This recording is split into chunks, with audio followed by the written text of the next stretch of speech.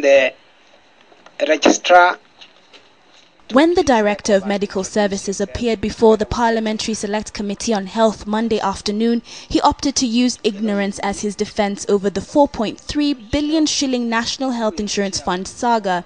The Director, who is also the Registrar of the Medical Practitioners and Dentist Board, Rancis Kimani, says that he registered at least 50 Clinix healthcare facilities in the period of January to April 2012, and it never occurred to him to raise alarm over the large number of facilities propping up across the country.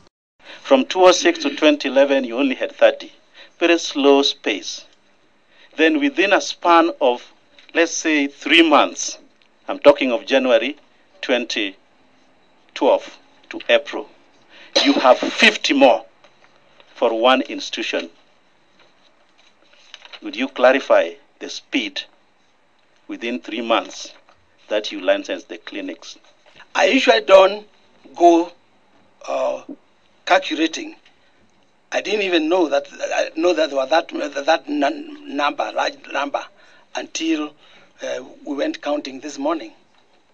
So this was not something that I just did. As you know, they come like they may come 100, 200, and I sign. It turns out that all private medical centres that were registered between January and April this year, including controversial clinics and Meridian Health Centres, have not been fully approved by the board. However, they have been handed licences and are in operation.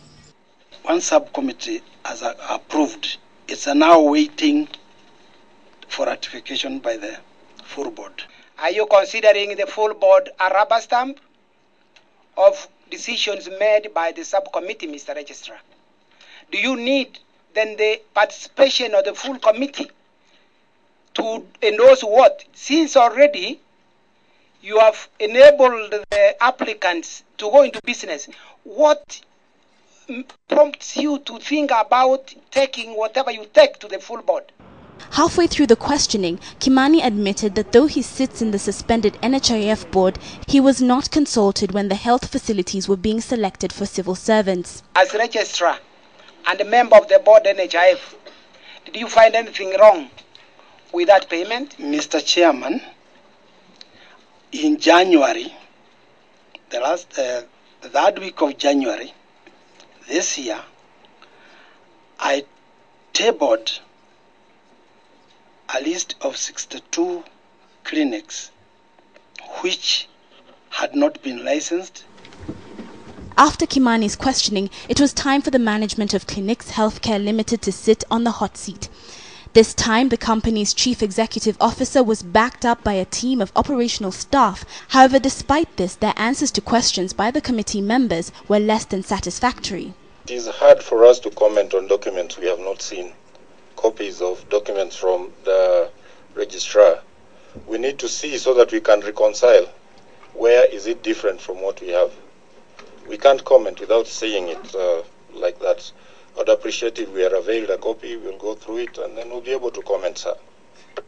Clinix chairman Jayeshi Saini added a tinge of arrogance when answering the questions.